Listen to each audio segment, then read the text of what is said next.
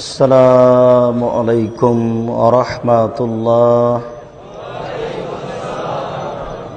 ইন্নাল হামদালিল্লাহ নাহমাদুহু ওয়া নাস্তাঈনুহু মান ইয়াহদিহিল্লাহু ফালা মুযিল্লা লাহু ওয়া মান ইউযলিল ফালা হাদিয়া লাহু ওয়া আশহাদু আল লা ইলাহা ইল্লাল্লাহু ওয়াহদাহু লা শারীকা লাহু وأشهد أن محمدا عبده ورسوله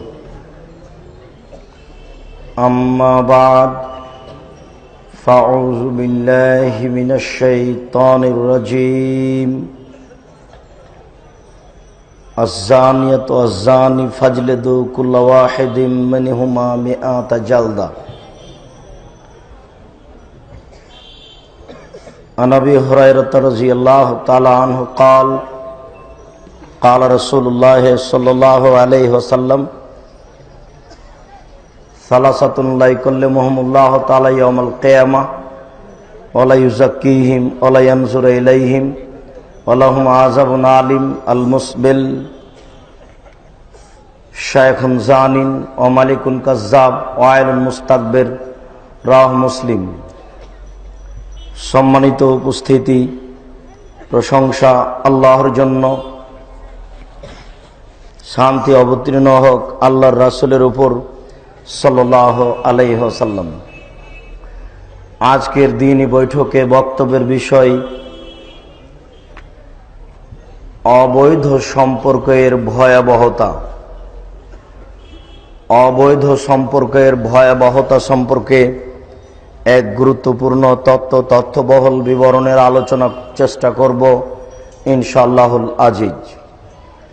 উল্লিখিত বিষয়ের উপরে কথা বলার পূর্বে আজকের জন্য জরুরি কয়েকটি কথা, তা হচ্ছে সামাজিক নেতাদের অবস্থা এবং আলেমদের অবস্থা। আলেম সম্পর্কে রাসূল সাল্লাল্লাহু আলাইহি সাল্লামের বিবরণ এবং সমাজের নেতা সম্পর্কে রাসূল সাল্লাল্লাহু আলাইহি সাল্লামের বিবরণ। উল্লিখিত বিষয় দুইটিকে সামনে রেখে আমরা পরবর্তী বিষয়টি সম্ভবপর পেশ করার চেষ্টা করব ইনশাআল্লাহুল আজিজ। এ কথাই ঠিক যে দিন যত যাবে মানুষের সামাজিক অবস্থা, মানুষের মানবতা তত খারাপ হবে। এমন একদিন চলে আসবে মানুষের আর মানবতা থাকবে না, মানুষ হয়ে যাবে পশুর মতো। সেই দিন হয়তোবা আর দেরি নেই। এখন আমরা সামাজিকভাবে রাস্তাঘাটে যা দেখছি, মানুষের চালচলন যা লক্ষ্য করছি, তাতে মানুষকে আর মানুষ মনে হয় না। মানুষকে মানুষ এই জন্য বলা হয় যে আর একজন তার কাছে সব কিছুর ব্যাপারে নিরাপদ থাকে। এটা অন্য কোনো পশু প্রাণীর কাছে আশা করা যায় না। একটা পশু প্রাণী একজন আর একজনকে মারবে না, একটা পশু আর একটা পশুকে মারবে না, এটা বিশ্বাস করা যায় না। কেন? তারা জানে না যে মারতে হয় না। এটা মানুষ জানে যে একজন আর একজনের ক্ষতি করবে না, করতে হয় না। যখন মানুষের ভিতরে আর মানুষত্ব থাকে না, মানবতা থাকে না, তখন আর মানুষ থাকে না।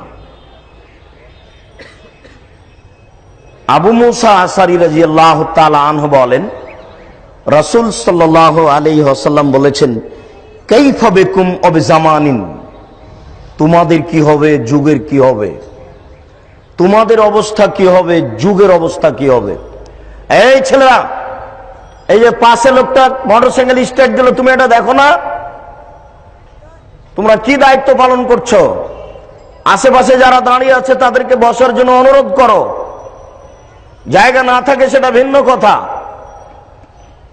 জায়গা থাকাকালীন কোনো মানুষ দাঁড়িয়ে বক্তব্য শুনতে পাবে না। রাসূল সাল্লাল্লাহু আলাইহি সাল্লাম কথা বললে সাহাবীকে বসতে বলতেন।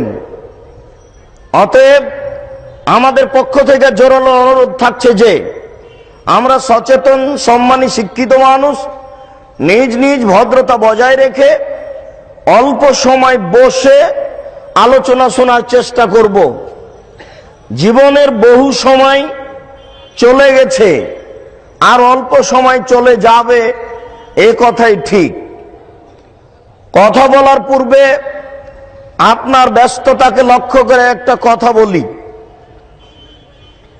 আবু হুরায়রা রাদিয়াল্লাহু তাআলা আনহু বলেন, রাসূল সাল্লাল্লাহু আলাইহি ওয়াসাল্লাম বলেছেন, আল্লাহ তাআলা বলেন, ইয়া আদম লাউ আতাইতানি শায় লাম লাউ ইয়াদাকা গেনান ওয়া আসুদ্দ ফাকরাক। আদম সন্তান, তোমরা যদি আমার জন্য কিছু সময় বের করো, আল্লাহ বলছেন, অথচ আল্লাহর ঠেকা বাঁধেনি। সারা পৃথিবীর মানুষ যদি পাপ করে তা আল্লাহর কিছু আসে যায় না। সারা দুনিয়ার মানুষ যদি নেকি করে তো আল্লাহর কিছু আসে যায় না। আল্লাহ বলছেন যে, দেখো আদম সন্তান, আমার জন্য যদি কিছু সময় বের করো তাহলে আমি তোমার দুইটা কাজ করব। এক, তোমার হাতকে আমি টাকা দিয়ে পূর্ণ করে দেব।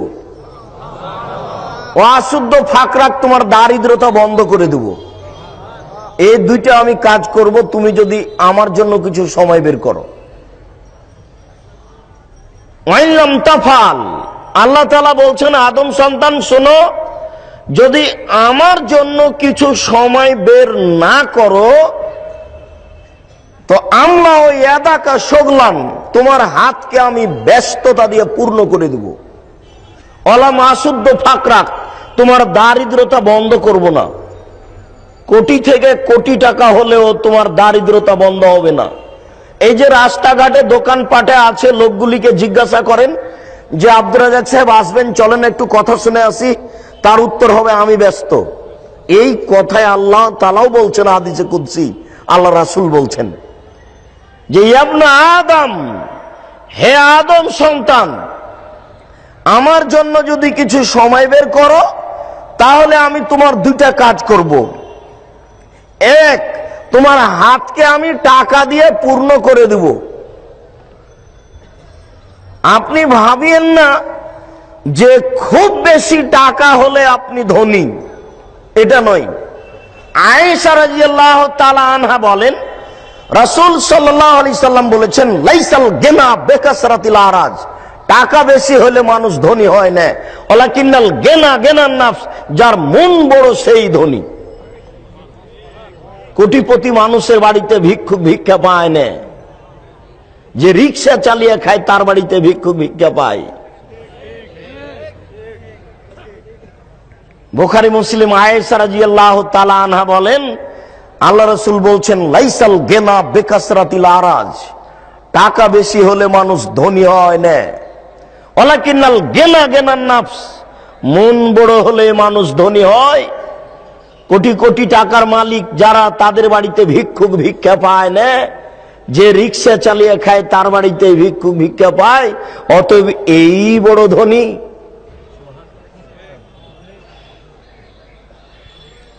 রাসূল সাল্লাল্লাহু আলাইহি ওয়াসাল্লামের কথাকে মূল্যায়ন করতে হবে, হিসাব করতে হবে, তাহলে বোঝা যাবে, তাহলে নিজেকে চিনা যাবে, আল্লাহকে চিনা যাবে।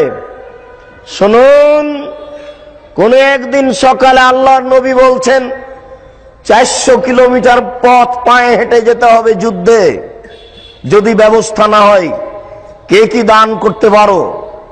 তখন উমর রাদিয়াল্লাহু তাআলা আনহু বললেন, আল্লাহ রাসূল, আমার বাড়িতে যে অর্থ সম্পদ রয়েছে আমি তার অর্ধেক দিলাম। আবু বকর সিদ্দিক রাদিয়াল্লাহু তাআলা আনহু বললেন, আল্লাহ রাসূল, আপনাকে আর আল্লাহকে বাড়িতে রেখে আমার যা আছে সবই দিলাম। তখন উসমান রাদিয়াল্লাহু তাআলা আনহু বললেন, আল্লাহ রাসূল, তাবুকের যুদ্ধে যত মানুষ যাবে সমস্ত মানুষের অর্ধেকের খাওয়া খরচ, যাতায়াত খরচ আমি উসমান দিব। সেই দিন লোক সংখ্যা ছিল 30,000। 15,000 লোককে উসমান রাদিয়াল্লাহু তাআলা 3 মাস খাওয়াবেন। এবং 15,000 লোককে 15,000 উট দিবেন। এবার উসমান এখানে, উমর রাদিয়াল্লাহু তাআলা এখানে, আর আবু বকর সিদ্দিক রাদিয়াল্লাহু তাআলা এখানে। কে সবচেয়ে বড় ধনী দেখেন। আল্লাহ রাসূল বললেন সকালে, শোনো তাবুকের যুদ্ধে যেতে হবে, সংকট খুব, অর্থ সম্পদ নেই, কে কি দান করতে পারো? তো সাড়া দিলেন প্রথমে উমর। উমর রাদিয়াল্লাহু তাআলা আনহু বলেন, আল্লাহ রাসূল আমার যে অর্থ সম্পদ রয়েছে তার অর্ধেক দিলাম। তখন আবু বকর সিদ্দিক রাদিয়াল্লাহু তাআলা আনহু বলেন, আল্লাহ রাসূল আপনাকে আর আল্লাহকে বাড়িতে রেখে আমার যা ছিল সবই দিলাম। আর উসমান রাদিয়াল্লাহু তাআলা আনহু বললেন, আল্লাহ রাসূল যত সৈন্য সামন্ত যাবে তার অর্ধেকের যাতায়াত খরচ, খাওয়া খরচ আমি বহন করব। এবার বলেন কে সবচেয়ে বড় ধনী? আবু বকর সিদ্দিক রাদিয়াল্লাহু তাআলা আনহু বড় ধনী। আবু বকর সিদ্দিক রাদিয়াল্লাহু তাআলা আনহু যে বাক্য বলেছেন, এই বাক্যকে ডিঙ্গিয়ে যাওয়ার মতো কিয়ামত পর্যন্ত মানুষের হাতে কোনো পথ হবে না। আবু বকর সিদ্দিক রাদিয়াল্লাহু তাআলা আনহুর বাক্যকে ডিঙ্গিয়ে যাওয়ার মতো মানুষের ক্ষমতা নেই। আবু বকর সিদ্দিক রাদিয়াল্লাহু তাআলা আনহুর পিছেই থাকতে হবে, মানুষ যত বড়ই ধনী হোক। কেন? উনি যা বলেছেন তার ছাড়া আর কোনো বাক্য দুনিয়াতে মানুষ বের করতে পারবে না। উনি বলেছেন যে আপনাকে আর আল্লাহকে বাড়িতে রেখে আমার যা আছে সবই দিলাম।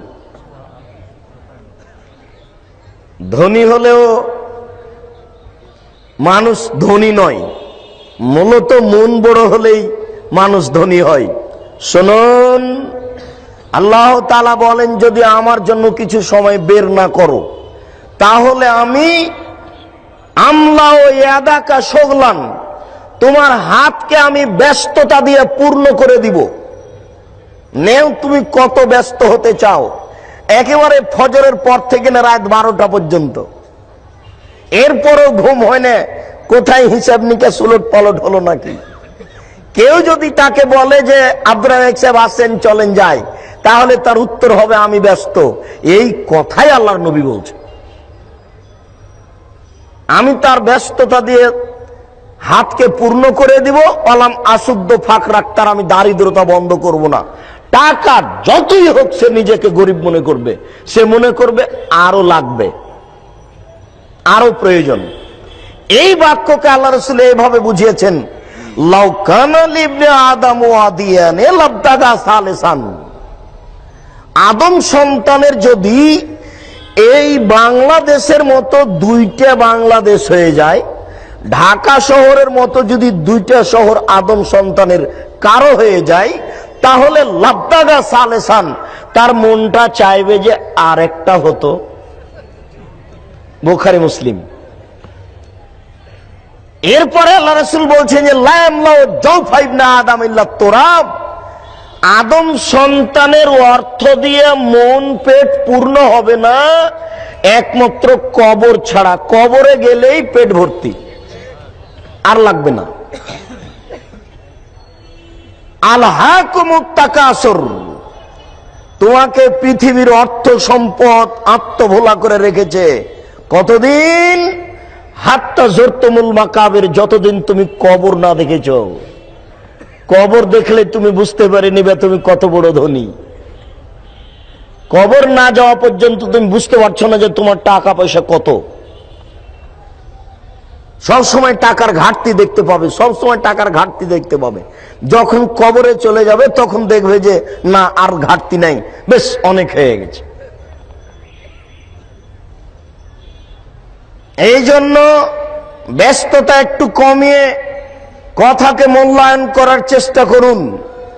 যে যেখানে আছেন রাস্তাঘাটে চলাচল বন্ধ করে, দোকানপাট বন্ধ করে, কথাবার্তা ক্রয় বিক্রয় লেনদেন বন্ধ করে আলোচনা শোনার জন্য চেষ্টা করুন। জাতির যদি রাস্তাঘাট করে দিতে না পারি, জাতির যদি স্কুল কলেজ করে দিতে না পারি, জাতিকে চূড়ান্ত সঠিক ধর্ম দিতে পারবো ইনশাআল্লাহ। ধর্মের ব্যাপারে জাতিকে ফাঁকি দিয়ে পরকাল হারাতে রাজি নয়।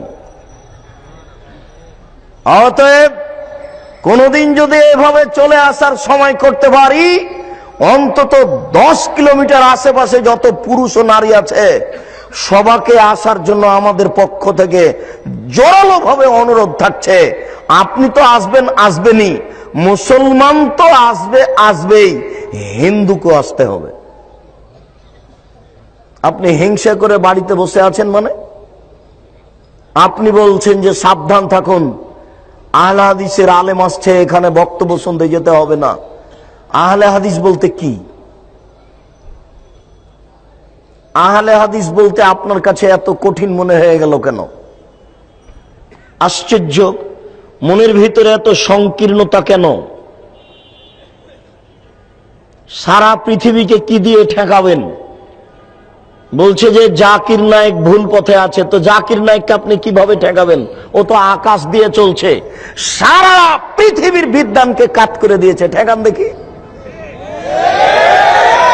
এইভাবে সংকীর্ণতা ভিতরে রেখে কাজ করা যাবে? এত সংকীর্ণতা কেন?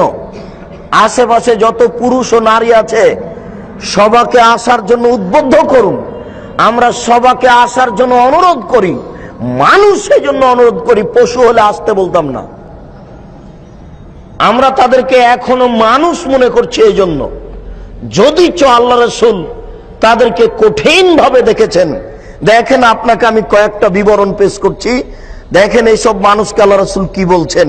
আল্লাহ রাসূল বলছেন যে কাইফা বিকুম আবে জামানিন, তোমাদের কি হবে, যুগের কি হবে, তোমাদের কি হবে, যুগের কি হবে।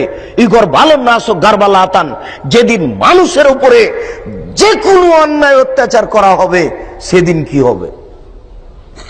যেদিন মানুষের উপরে যে কোনো অন্যায়, যে কোনো অত্যাচার করা হবে সেদিন কি হবে। কে অত্যাচার করবে? শাসক, চেয়ারম্যান, মেম্বার, এমপি, মন্ত্রী, প্রিন্সিপাল, ভাইস চ্যান্সেলর, যারা দায়িত্ব পালন করছেন, হেড মাওলানা, আর যারা গ্রাম দায়িত্বশীল, তারা মানুষের প্রতি একেবারে অন্যায়ভাবে নির্যাতন করবে। এই কথা আল্লাহ রাসূল বলছেন, ইগর বালুন নাস গারবালাতান, যেদিন মানুষের উপরে যে কোনো নির্যাতন করা হবে সেদিন তোমরা কি করবে। অয়াবকা হুফালাতুন নাস আও হোসালাতুন নাস, মানুষের মধ্যে থেকে যাবে যারা আগাছা, যারা সমাজের দায়িত্ব পালন করবে তারা আগাছা হবে। আগাছা কাকে বলে? ধানের মধ্যে যেগুলো ঘাস থাকে তাকে আগাছা বলে। যেদিন সমাজের নেতৃত্ব দিবে আগাছা, সেদিন কি হবে? আগাছা যদি নেতৃত্ব দেয় তাহলে তো সমাজের কল্যাণ বুঝে না, ও কি দিয়ে বুঝবে এটা ভালো না মন্দ। চেয়ারম্যান সাহেব বললেন যে আমার ছবি মূর্তিটা এই রাস্তাতে ঝুলিয়ে দেন।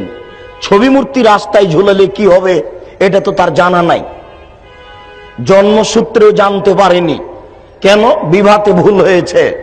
কষ্ট নিয়ে কোনো আসে যায় না, ব্যথা নেন আর যেতে থাকবেন। আব্দুর রাজ্জাক সাহেব এত কঠিন ভাবে আমাকেই বললেন যে আপনাকেই বলছি, বিবাহতে ভুল হয়েছে। আল্লাহ রাসূল যেই সময়তে বিবাহ করতে বলেছেন সে সময় বিবাহ করা হয়নি।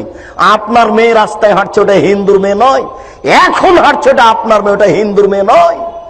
এখন হাঁটছে নগ্ন অবস্থায়, ওটা আপনার মেয়ে, ওটা হিন্দুর মেয়ে নয়, ওটা ইহুদির মেয়ে নয়, ওটা খ্রিস্টানের মেয়ে নয়। আপনি মুসলমান হিসাবে কলঙ্ক, আপনি মুসলমান হিসাবে কলঙ্ক, আপনি জাতির জন্য কলঙ্ক। আপনি একজন কাপুরুষ, আপনি একজন কাপুরুষ, আপনি একজন কাপুরুষ। আপনার মেয়ে রাস্তায় হাঁটছে। অতএব আপনাকে এই বিষয়ে ভাবতে হবে এবং ফিরে আসতে হবে। কেন হাঁটছে? হাঁটবে কেন? কেন হাঁটছে? হাঁটবে কেন? ওর বাপ মুসলমান, ওর মা মুসলমান, ওর দাদা মুসলমান, ওর দাদি মুসলমান, ওর 14 গোষ্ঠী মুসলমান। ও হাঁটবে কেন? কেন হাঁটবে? হাঁটবে কেন? কেন হাঁটবে? যে বিবাহতে ভুল হয়েছে। মুহাম্মদ সাল্লাল্লাহু আলাইহি সাল্লাম বলছেন, ইয়া মাশারা শাবাব মান ইসতাতা মিনকুমুল বাত ফালিয়াতাজাওয়াজ, হে যুবক দল, তোমাদের যাদের ক্ষমতা আছে সেজন্য বিবাহ করে। বিবাহ করলে ক্ষমতা লাগে, ক্ষমতা ছাড়া বিবাহ করা ঠিক নয়। আল্লাহ রাসূল বলছেন, ইয়া মাশারা শাবাব মান ইসতাতা মিনকুমুল বাত ফালিয়াতাজাওয়াজ, হে যুবক দল, তোমাদের যাদের ক্ষমতা আছে সেজন্য বিবাহ করে। বিবাহ করলে ক্ষমতা লাগে। ক্ষমতা মানে পেশাবখানা, পায়খানা, গোসলখানা, বৈঠকখানা, মোহর, শারীরিক ক্ষমতা। ফাইনাল ম্যাচটাতে যদি সম্ভব না হয়, আপনাকে বলছে আল্লাহ রাসূল, যদি সম্ভব না হয়, যদি ক্ষমতা না থাকে, ফালাহি বিসম, তাকে রোজা রাখতে হবে। ফাইনাহুল্লাহ বেজা, রোজাই হচ্ছে তার যৌবনকে ঠেকানোর মাধ্যম। ও কাপুরুষ বিবাহ করতে পাবে না, ও কাপুরুষ বিবাহ করতে পাবে না, ও কাপুরুষ বিবাহ করতে পাবে না। ওকে রোজা থেকে থেকে যৌবনকে ঠেকাতে হবে। জাতির ক্ষতি করবে এমন মানুষের বিবাহ করার সুযোগ নেই, আল্লাহ রাসূল নাকচ করেছেন। 2, সব মেয়েকে বিবাহ করা যাবে না, ইচ্ছা হলেই বিবাহ করতে হবে, এ কথা রাসূল বলেননি। সব মেয়েকে বিবাহ করা যাবে না। তিনি বলছেন তুনকাহুল মারাত লিআরবাইন, মেয়েদেরকে বিবাহ করা হয় 4টে জিনিস দেখে। পুরুষের এটা বৈশিষ্ট্য, পুরুষের এটা চরিত্র, পুরুষের এটা চাল চলন, পুরুষের এটা অভ্যাস। তারা বিবাহ করলে 4টে জিনিস দেখে। 1, লে মা লেহা, মেয়েটা ধনী কিনা এটা দেখে। 2, ওলে হাসাবেহা, মেয়েটা বংশীয় কিনা। 3, ওলে জামালেহা, মেয়েটা সুন্দরী কিনা। 4, ওলে দিনেহা, মেয়েটা ধার্মিক কিনা। আমি মুহাম্মদ সাল্লাল্লাহু আলাইহি সাল্লাম ওপরের 3টে ছেড়ে দিলাম। আমি বলছি ফাজফার বেজাতির দিন, তুমি ধার্মিক মেয়েকে বিবাহ করো। আপনার স্ত্রী যদি ধার্মিক হতো, তাহলে আপনার মেয়ে এখন রাস্তায় আসতো না। ধার্মিকের মান ভিন্ন আছে। আল্লাহ রাসূল সাল্লাল্লাহু আলাইহি সাল্লাম আল্লাহর পক্ষ থেকে নবী, হমসি খেলি একটা কথা বলবেন এই কথা নয়। তিনি পরিবেশ জেনে শুনেই কথা বলেছেন এবং সরাসরি আল্লাহ বলতে বলছেন, তাই তিনি বলেছেন। 3, ক্ষমতা আছে, ভালো কথা। ধার্মিক মেয়েকে বিবাহ করেছেন, ভালো কথা। বাসর ঘরে আর একটা কাজ আছে, ভাবি বাসর ঘর সাজাবে না। ভাবি যদি বাসর ঘর সাজাই, তাহলে তো বাসর ঘরের শুরুতেই জেনা। চাচা তো বোন যদি সাজায়, খালা তো বোন যদি বাসর ঘর সাজায়, তাহলে তো বিবাহের সূচনাতে জেনা শুরু হলো। কত ভাবি আর কত খালাতো বোন আর কত মামাতো বোন, মনে হচ্ছে যে জেনার কারখানা। নাউজুবিল্লাহ। আলানানে তাজনিনে জেনা আহমদ নাজর, 2 চোখের জেনা হচ্ছে চোখ দিয়ে দেখা। আলোচনানের জেনা হল ইস্তেমাও, 2 কানের জেনা হচ্ছে কান দিয়ে শোনা। অনেক জেনা হাল বাদশ, হাতের জেনা হচ্ছে হা দিয়ে ধরা। জেনার রিলিজাল মাসি, পায়ের জেনা হচ্ছে পা দিয়ে চলা। জেনাল কালতাতানাতাস্তাহি, অন্তরের জেনা হচ্ছে পরিকল্পনা করা। জেনাল লেসানা নুতক, জিওয়ার জেনা হচ্ছে কথা বলা। এই ছেলেটা বাসর ঘরে ঢোকার পূর্বেই যা তার যে মজা কি, ও কত কথা। আর ওই যে 3 নম্বর শ্রেণীর 3rd পার্সেন্ট লোকগুলো ওই কালো বোঝা নিয়ে এসেছে, স্বামী স্ত্রীর একবার ছবি উঠাচ্ছে, একবার আপনার জাতি কিনে ছবি উঠাচ্ছে, একবার মেয়েটাকে ল্যাংটা করে ছবি উঠাচ্ছে, একবার পোশাক পরে ছবি উঠাচ্ছে। ঘৃণা লাগে না? আপনি মুসলমান বলে ঘৃণা লাগে না? আপনি নাকি মুসলমান, ঘৃণা লাগে না? আপনি নাকি মুসলমান, ঘৃণা লাগে না? ঘৃণা লাগা উচিত, লাগা উচিত। লাগে না কেন? লাগা উচিত। লাগে না কেন? লাগা উচিত। লজ্জা ভিতরে নেই, এই জন্য লাগে না। লজ্জায় কাজ করে, লজ্জায় হচ্ছে ঈমান। ওয়াল ঈমানু ফিল জান্নাহ ওয়ালা হায়া মিনাল ঈমান। লজ্জায় হচ্ছে ঈমান, ওয়াল ঈমান ফিল জান্নাহ। লজ্জায় হচ্ছে ঈমান আর ঈমানই হচ্ছে জান্নাত। লজ্জায় হচ্ছে ঈমান আর ঈমানই হচ্ছে জান্নাত। মানুষের ঈমান পরীক্ষা করা যায় লজ্জা দিয়ে, মানুষের ঈমান বোঝা যায় লজ্জা দিয়ে, মানুষের ঈমান বোঝা যায় লজ্জা দিয়ে। শুনুন, বাসর ঘর সাজাতে হবে, এই কথাই ঠিক। কনেকে সুন্দরী করে সাজাতে হবে, এ কথাই ঠিক। আসমা বিনতে ইয়াজিদ রাদিয়াল্লাহু তাআলা আনহা বলেন, কাইয়ানতু আয়েশা তালে রাসূলুল্লাহ সাল্লাল্লাহু আলাইহি সাল্লাম, আমি আয়েশাকে রাসূলের জন্য সাজালাম। কি দিয়ে সাজিয়েছেন তিনি এ কথা বলেননি। আয়েশা রাদিয়াল্লাহু তাআলা আনহা বলেন যে আমি একটা দোলনাতে খেলাচ্ছিলাম আমার বান্ধবীদের নিয়ে, একদিকে কিছু বান্ধবী, একদিকে কিছু বান্ধবী, মধ্যে একটা রশি বাঁধা আছে। একদিক উঁচু হলে একদিক নিচু হয়, একদিক নিচু হলে একদিক উঁচু হয়। এরকম দোলনাতে খেলাচ্ছিলাম, হঠাৎ আমার মা ডাকলেন, আয়েশা। আমি দৌড় দিয়ে আসলাম। আসতেই আমার মুখে হাতে কিছু ধুলোবালি লেগেছিল, তিনি ধুয়ে পরিষ্কার করে দিলেন। এরপরে কিছু আনসারী মহিলাদের কাছে নিয়ে গেলেন, ফাসলাহানি, তারা আমাকে সুন্দরী করে সাজালেন। তিনি বলেননি যে আমাকে কি দিয়ে সাজালেন। বিউটি পার্লারে যেগুলো বৈধ জিনিস রয়েছে, কেমিক্যাল যদি হারাম কিছু থাকে সেগুলো ব্যবহার করা যাবে না। এছাড়া বিউটি পার্লারে যা কিছু আছে সব আপনার স্ত্রী ব্যবহার করতে পারে, তবে বিউটি পার্লারে ঢুকতে পাবে না।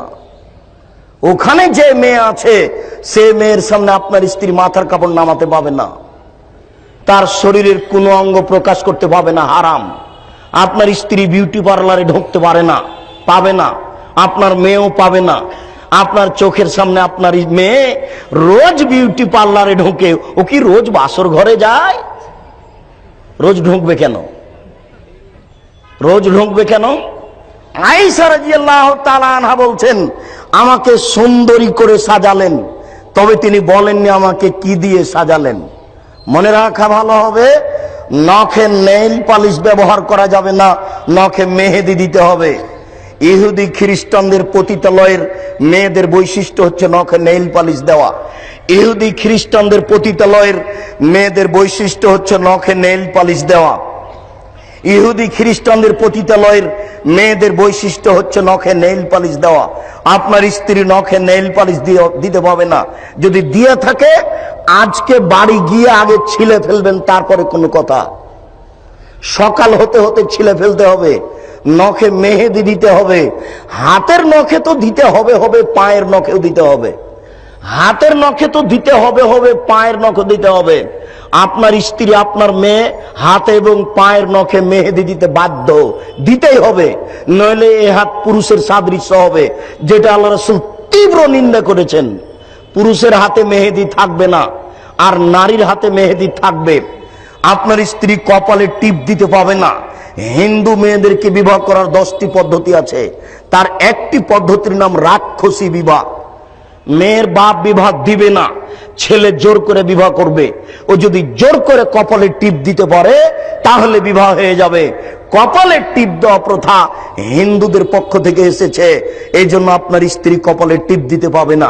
এছাড়া হারাম বস্তু ছাড়া বিউটি পার্লারে যা কিছু আছে সবকিছু ব্যবহার করতে পারে। প্রমাণ, রাসূল সাল্লাল্লাহু আলাইহি সাল্লাম বলছেন যে লাউনুল মারাতে মা জাহারা লাউনুহু, নারীদের ব্যবহারের জিনিস হচ্ছে যা দেখতে পাওয়া যায়, গন্ধ পাওয়া যায় না। নারীদের সুন্দরী হওয়ার জিনিস হচ্ছে যা দেখতে পাওয়া যায়, গন্ধ পাওয়া যায় না। আর পুরুষের ব্যবহার করার জিনিস হচ্ছে যা দেখতে পাওয়া যায় না, গন্ধ পাওয়া যায়। যা দেখতে পাওয়া যায় না, গন্ধ পাওয়া যায়। তাহলে পুরুষদেরকে সুন্দর হয়ে সাজতে হবে, এটার প্রয়োজন নেই। স্ত্রীকে, নারীকে সুন্দরী হয়ে সাজতে হবে, এটাই ঠিক। একাধিক সহিহ হাদিস, রাজশাহী চাঁপাই নবাবগঞ্জে বলে, সাজালে কুজালে হয় নারী, আর লিপলে পুছলে হয় বাড়ি। শুনুন, বলছিলাম যে 2 নম্বর কারণ, 3 নম্বর কারণ, বাসর ঘরে ঢুকে একটা দোয়া পড়তে হবে। বাসর ঘর এইভাবে সাজানো যাবে না। বাসর ঘরে মিষ্টি মিষ্টান্ন থাকবে, এ কথাই ঠিক। মা সাজাবে, খালা সাজাবে, বাসর ঘর ফুফু খালা সাজাবে। এখানে যা বোঝা যাচ্ছে, আসমা বিনতে ইয়াজিদ বলছেন, আমি আয়েশাকে সুন্দরী করে সাজালাম রাসূলের জন্য। আয়েশা রাদিয়াল্লাহু তাআলা আনহা বলেন, আমার মা আমাকে ঠিক 8টা সাড়ে 8টার সময়তে একটা ঘরে নিয়ে চলে আসলেন। দেখি সে ঘরে আল্লাহর রাসূল, আর কেউ নেই। আমি বিষয়টা বুঝতে পারছি না, ব্যাপারটা কি, এখানে কেন আর কেউ নেই, শুধু কেন আল্লাহর রাসূল, আমার মা কেন এখানে নিয়ে আসলেন? ভাবতে ভাবতে দেখছি আসমা বিনতে ইয়াজিদ একটা শরবতের গিলাস নিয়ে ঢুকেছে। ঢুকেই বলছেন, আয়েশা এই গিলাসটা নেও, রাসূলের হাতে দাও। আমি তো লজ্জা পেয়ে গেছি, আমি তো রাসূলের হাতে কোনোদিন কিছু দিইনি, বিবাহ কিন্তু 3 বছর হয়ে গেছে। তা আমাকে ধমকে বলছে, এই গিলাস নাও, রাসূলের হাতে দাও। তো আমি গিলাসটা নিয়ে রাসূলের হাতে দিলাম। আল্লাহ রাসূল শরবত পান করলেন। এরপরে আমাকে দিয়ে বললেন, আয়েশা তুমিও পান করো। আমি পান করলাম। তারপর আল্লাহ রাসূল বললেন, আয়েশা গিলাসটা আসমার হাতে দাও, ও পান করবে। চট করে আসমা বলছে যে আল্লাহ রাসূল গিলাসটা আপনি নেন, আপনার হাত থেকে নিতে চাচ্ছি, আপনার হাত থেকে নিতে চাচ্ছি। আচ্ছা আচ্ছা ঠিক আছে, আয়েশা আমাকে গিলাসটা দাও। তাহলে বাসর ঘর যারা সাজিয়েছে তারাও শরবত খাবে, মিঠাই খাবে, এটা ব্যবস্থা করতে হবে। এটা সুন্নাত, ভাবি দিয়ে নয়। আরে ভাবি যদি বাসর ঘর সাজাইতো আগেই তো জেনা শুরু হলো। ভালো ছেলে আর ভালো মেয়ে আশা করবেন কি করে? আর ওইদিকে তো বর গেছে কনের বাড়িতে হলুদ মাখতে, জেনা কতদিন আগে থেকে চালু হয়েছে দেখেন। কনে এসেছে বরের বাড়িতে হলুদ মাখতে, এরা কেউ মুসলমান নয় বা শিক্ষিত নয়, কেউ নয়, কোন পরিবার নয় যারা এইসব পথে নেমেছে। দেখেন মানুষ কত নিচে চলে গেছে। 3, বাসর ঘরে স্ত্রীর মাথায় হাত দিয়ে দোয়া পড়তে হবে, আল্লাহুম্মা ইন্নী আসআলুকা খায়রাহা ওয়া খায়রা মা জাবালতা আলাইহি ওয়া আউযুবিকা মিন শাররিহা ওয়া শাররি মা জাবালতা আলাইহি। আল্লাহ, এই স্ত্রীর যে কল্যাণ আছে সেই কল্যাণ চাচ্ছি, যে কল্যাণ দিয়ে একে সৃষ্টি করা হয়েছে সেই কল্যাণ তোমার কাছে চাচ্ছি। এর ভিতরে যে ক্ষতি রয়েছে এবং যে বেহায়াই দিয়ে একে সৃষ্টি করা হয়েছে তার থেকে আমি তোমার কাছে বাঁচতে চাচ্ছি। 4 নম্বর হাদিস হচ্ছে আল্লাহ রাসূল বলছেন, এজা আতা আহাদুকুম আহলাহু, যখন তোমাদের কোন ব্যক্তি তার স্ত্রীর কাছে যাবে তখন সে যেন বলে, বিসমিল্লাহ আল্লাহুম্মা জান্নিবনা শায়তান ওয়া জান্নিবি শায়তান মা রাযাকতানা। হে আল্লাহ, আমরা তোমার নামে সাংসারিক জীবনে যাচ্ছি, তুমি আমাকে আর আমার স্ত্রীকে শয়তান থেকে রক্ষা করো, আর আমাদের মাঝে যদি কোনো সন্তান দান করো তাহলে তুমি সেই সন্তানকেও শয়তান থেকে রক্ষা করো। যদি আপনি এই 4টে হাদিস পালন না করেন তাহলে ভালো বাচ্চার আশা করা যায় না, এই রাস্তার নগ্নতা বন্ধ করা যায় না। রাস্তাতে রাত্রি 12টা 10টা 1টা পর্যন্ত ছেলে মেয়ে হাঁটছে মানে 4টে জিনিস ভুল হয়েছে। রাস্তাতে এইভাবে ছেলে মেয়ে হাঁটছে মানে 4টে জিনিস ভুল হয়েছে। 1, অসময়ে বিবাহ করা হয়েছে। 2, যে মেয়েকে বিবাহ করতে বলা হয়েছে তাকে করা হয়নি। 3, বাসর ঘরে যে দোয়া পড়তে বলা হয়েছে তা পড়া হয়নি, বাসর ঘর সাজানো হয়নি। 4, পরিবারের কাছে গিয়ে যে দোয়া পড়তে হবে সেই দোয়া পড়া হয়নি। অতএব এই সংসারে যে ছেলে মেয়ে এসেছে সেই ছেলে মেয়ের ব্যাপারে ভালো তেমন আশা করা যায় না। বলছিলাম সম্মানিত দিনী ভাই, যেই দিন মানুষের এই চরিত্র হয়ে যাবে, আগাছাড়া দায়িত্ব পালন করবে, সেদিন তোমরা কি করবে? এরপরে শুনুন, আনাস রাদিয়াল্লাহু তাআলা আনহু বলেন, রাসূল সাল্লাল্লাহু আলাইহি সাল্লাম বলেছেন, একসরুল হারাজ, সমাজে মারামারি বেড়ে যাবে, যেখানে সেখানে মারামারি। খ্রিস্টান আব্রাহাম লিঙ্কনের কাল্পনিক পদ্ধতি, এই ভোট পদ্ধতি মারামারি বাড়িয়ে দেওয়ার সবচেয়ে বড় মাধ্যম। স্কুল কলেজ রাস্তাঘাট যেখানে সেখানে মানুষ মায়ের মুখী, মারামারি বেড়ে যাবে। এই কথা বলতে বলতে আল্লাহ রাসূল বলছেন, হাত্তা একতলা জারাহু, প্রতিবেশীকে হত্যা করবে, ওয়াইবনা জারিহি, প্রতিবেশীর ছেলেকে হত্যা করবে, ওয়াইবনা আম্মিহি, চাচার ছেলেকে হত্যা করবে, ওয়াজা কারাওয়াতেহি, আত্মীয় স্বজনকে হত্যা করবে। এইভাবে বলতে বলতে অফিরে হয়াতিন আবাহু, বাপকে হত্যা করবে। যখন আল্লাহ রাসূল এই কথা বললেন তখন সাহাবীগণ বলছেন, আল্লাহ রাসূল, লাইসা ফিজ জালিকা জামানে ওকুলুন, বলেন কি আপনি? সেই কালে কি আমাদের বিবেক থাকবে না? বাপকে হত্যা করব মানে বলেন কি? সেই সময়ে কি আমাদের বিবেক থাকবে না? তখন আল্লাহ রাসূল বলছেন, লা, না, বিবেক থাকবে না। তুনজাও আকসারো ওকুলে জালিকা জামান, সেই যুগে প্রায় মানুষের বিবেককে তুলে নেওয়া হবে, সেই যুগে প্রায় মানুষের বিবেককে তুলে নেওয়া হবে। আপনার কথাটাই বলি, আপনি একজন জমিদারের ছেলে, মাস্টার ডিগ্রি পাস করে এসেছেন, 80 লক্ষ টাকা গাড়ির দামের গাড়িতে চড়ে আছেন, একটা রিক্সাওয়ালার রিক্সাটা আপনার গাড়ির ওই এর সাথে গায়ের সাথে লেগে গেছে। এরপরে আপনি রিক্সাওয়ালাকে কি বলেছেন তা কি আপনার মনে আছে? আপনি নাকি শিক্ষিত। আশ্চর্য, আপনি বুঝতে পারছেন না বিষয়টি? প্রত্যেকটা মানুষ আপনি দেখেন রাস্তাতে, যখন যার গাড়িতে একটু লেগে যাচ্ছে তখন একবারে একজন আর একজনের উপরে এমন ভাবে ক্ষেপে উঠছে যে একবারে মানুষই নয়, মানুষই নয় তার চাল চলন। আরে রিক্সাওয়ালা তো আছেই, ভ্যান চালক তো আছে। আপনার কথা বলছি, আপনি মাস্টার ডিগ্রি পাস মানুষ, ভ্যান চালকের ভ্যানটা আপনার গাড়িতে লেগে গেছে, একটু ছাল উঠে গেছে, আপনি তারপরে আপনার কথা।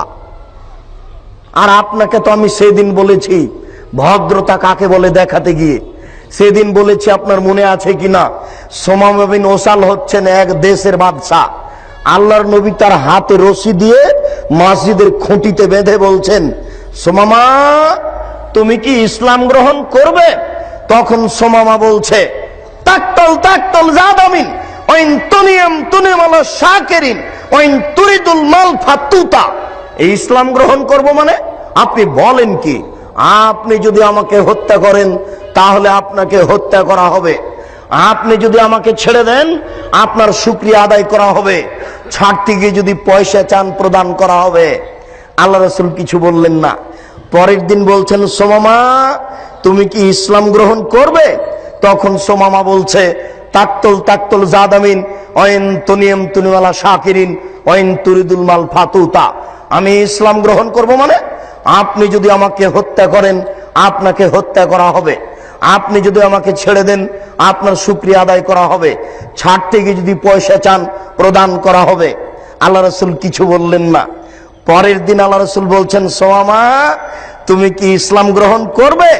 তখন সোমামা বলছে, তাকতল তাকতল জাদামিন ওয়াইন তুনিয়াম তুনিওয়ালা শাকিরিন ওয়াইন তুরিদুল মাল ফাতুতা। আমি ইসলাম গ্রহণ করব মানে? বলেন কি আপনি? আপনি যদি আমাকে হত্যা করেন আপনাকে হত্যা করা হবে, আপনি যদি আমাকে ছেড়ে দেন আপনার শুকরিয়া আদায় করা হবে, ছাড়তে গিয়ে যদি টাকা চান প্রদান করা হবে। দেখেন তার দাম্ভিকতা দেখেন। আল্লাহ রাসূল বলছেন, সঙ্গী সাথী তোমরা একে ছেড়ে দাও, ও চলে যাক। এবার তাকে ছেড়ে দেওয়া হলো। লোকটা যাচ্ছে আর বলছে, ভদ্র মানুষ দেখেছি, তবে এত বড় ভদ্র দেখিনি দুনিয়াতে। আচ্ছা 3 দিন যাবত তারই রশি দিয়ে বাঁধা আছি আর তাকেই বলছি যে আপনাকে জবাই করব। আরে 3 দিন যাবত একটানা বললাম, এরপরেও কিছুই বলল না, বলছে যে ছেড়ে দাও তোমরা চলে যাক। ভদ্র মানুষ দেখেছি, তো ভাই এত বড় ভদ্র দেখিনি। মাস্টার ডিগ্রি পাস করে ছেলেটাকে কথাটা বললেন মানে? ধ্যান না হয় বুঝতে পারেনি, লেগে গেছে। কোনো শত্রুতা আছে কি আপনার সাথে? আল্লাহ রাসূল এই কথাই বলছেন, এরাই হচ্ছে আগাছা, শিক্ষিত তারা নয়, এরাই হচ্ছে আগাছা। যারা দায়িত্ব পালন করছে তারাও তাই, যারা সমাজের দায়িত্ব পালন করছে তারাও এরূপই। আল্লাহ রাসূল বলছেন, ওই সময়তে ইয়াখলুফু হাবাউন নাস, যারা সমাজের দায়িত্ব পালন করবে তারা হবে বোকা, তারা হবে নিম্ন শ্রেণীর, তারা হবে ইতর শ্রেণীর। শুনুন, আবু মুসা আশআরী রাদিয়াল্লাহু তাআলা আনহু বলেন, রাসূল সাল্লাল্লাহু আলাইহি সাল্লাম বললেন, ইয়াতি আলাইকুম সানাওয়াতুন খাদাতুন, অচিরেই তোমাদের উপরে এমন একটা সময় চলে আসছে, পুরো সময়টা প্রতারণায় পরিপূর্ণ, পুরো সময়টা প্রতারণায় পরিপূর্ণ। মনে হবে সবাই প্রতারক, বড় ব্যবসায়ী কোটিপতি মনে হচ্ছে যেন প্রতারক, মাস্টার ডিগ্রি পাস একজন এমপি মানুষ মনে হচ্ছে যে প্রতারক, ভাইস চ্যান্সেলর মনে হচ্ছে প্রতারক, এমপি মন্ত্রী মনে হচ্ছে প্রতারক। আল্লাহ রাসূল বলছেন যে পুরো সময়টা প্রতারণায় পরিপূর্ণ। ইসাদ্দাকুল কাযিব, সত্যবাদীকে মিথ্যাবাদী বলা হবে, ইকাযাবু সাদিক, আর মিথ্যাবাদীকে সত্যবাদী বলা হবে। ইখাইয়ানুল মুতামিনু ওয়া ইউতামিনুল মুখাইয়ানু, আত্মসাৎকারীকে আমানতদার বলা হবে, আর আমানতদারকে আত্মসাৎকারী বলা হবে। এটা হবে মানুষের চরিত্র। ওয়ায়ান্তে রোয়াইবেজ, ওই সমাজের দ্বারা দায়িত্ব পালন করবে তারা হবে রোয়াইবেজ। ওই সময়ে সমাজের যারা এমপি মন্ত্রী হবে তারা হবে রোয়াইবেজ। সাহাবীগণ বললেন অমা হওয়ার রোয়াইবেজ, বুঝতে পারলাম না রোয়াইবেজ আরবি শব্দ কাকে বলে, আপনি একটু বুঝিয়ে বলেন। তখন আল্লাহ রাসূল বলছেন আর রাজুলুত তাফে হলে আমরিলাম্মা, জনগণের সর্বসাধারণের জনগণের দায়িত্ব পালন করবে ইতর শ্রেণীর মানুষ।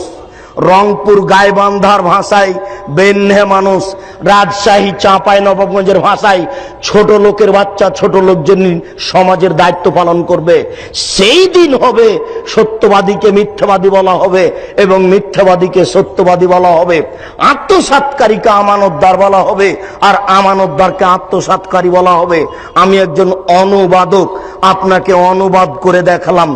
ভাষাটা আরবি, আর রাজুলুত তাফে মানে ইতর শ্রেণীর মানুষ, নিম্ন শ্রেণীর মানুষ। আপনার বাংলা ভাষাতে সবচেয়ে ছোট বোঝানোর জন্য যেটা আরবি সেটা, মেথর মুচি বোঝানোর জন্য যেটা আরবি সেটা, সবচেয়ে খারাপ বোঝানোর জন্য যেটা আরবি সেটা আল্লাহ রাসূল ব্যবহার করেছেন।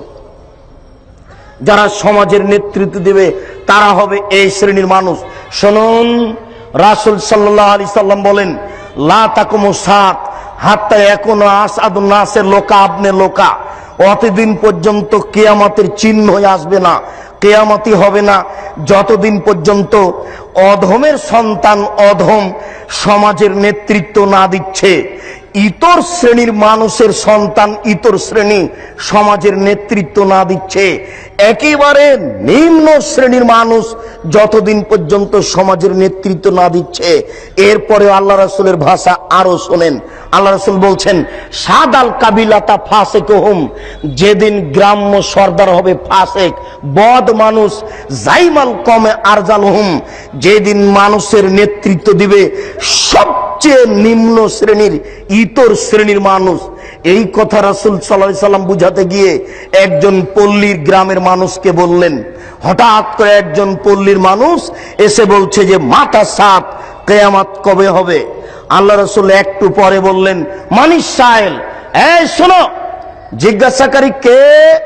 কে জিজ্ঞাসা করলো কিয়ামত কবে হবে? আনা।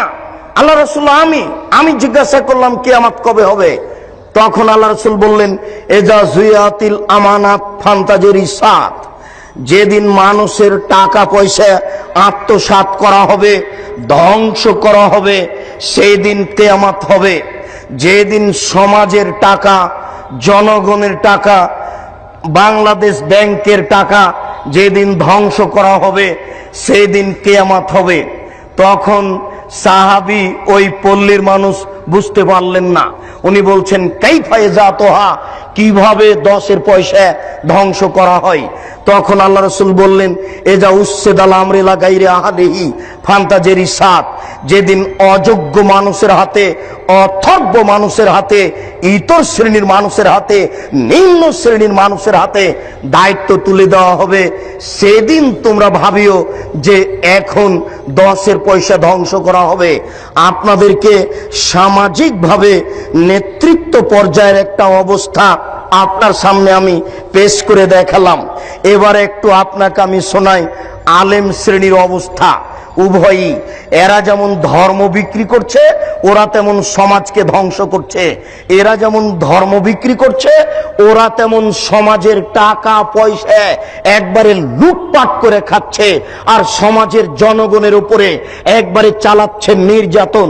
এখানে যদি আপনি 5 শতক জমি কিনেন তাহলে প্রতি হাজারে এত টাকা ট্যাক্স দিতে হবে, কারেন্ট বিল দিতে হয়, পানি বিল দিতে হয়, আপনার ওই গ্যাস বিল দিতে হয়, আপনার ওই বাড়ির ট্যাক্স দিতে হয়, জমির খাজনা দিতে হয়, জমি কিনলে টাকা দিতে হয়, আর 2000 টাকা কারেন্ট বিল, 200 টাকা কারেন্ট বিল, 2000 টাকা হলো। প্রত্যেকটা জায়গাতে আপনি দেখতে পাবেন নির্যাতন আর নির্যাতন, নির্যাতন আর নির্যাতন। এটা হচ্ছে সামাজিক নেতাদের নির্যাতন। আর তাদের সামাজিক কাজ সব জাহেলিয়াতে পরিপূর্ণ, তাদের সামাজিক কাজ জাহেলিয়াতে পরিপূর্ণ।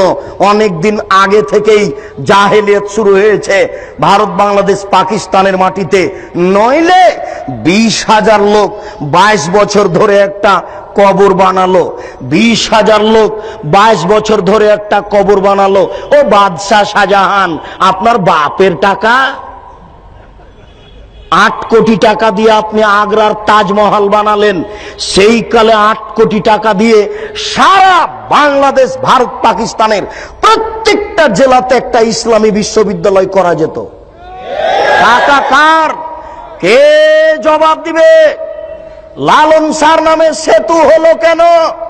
কুষ্টিয়ার পাকশি সেতু হবে, আমার টাকাও সেখানে আছে। লালন শাহ আবার কে?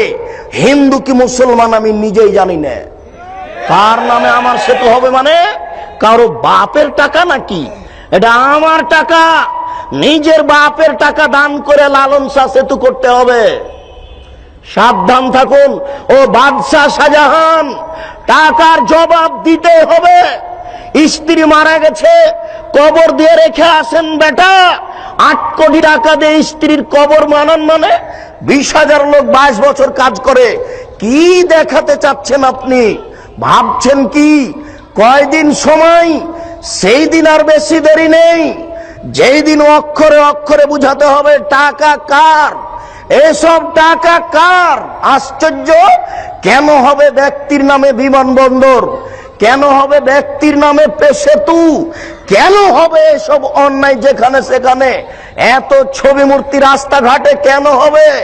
আমি মূর্তি গড়তে এসেছি, আমি মূর্তি ভাঙতে আসি, আমি মূর্তি গড়তে আসিনি, আমি মূর্তি ভাঙতে এসেছি। আমি মুসলিম চির রণবীর, আমি মরণকে করি না ভয়। মরলে শহীদ, বাঁচলে গাজী, আমার উভয় সমান। আমার জেল যতটুকু, সেল ততটুকু, বাইরে যতটুকু, ভিতরে ততটুকু, জেলে যতটুকু, সেলে ততটুকু, বাহিরে যতটুকু, ভিতরে ততটুকু। আমি মুসলিম চির রণবীর, মরণকে করি না ভয়। আমি মাথায় করে মূর্তি রাস্তায় নিয়ে যেতে পারি না।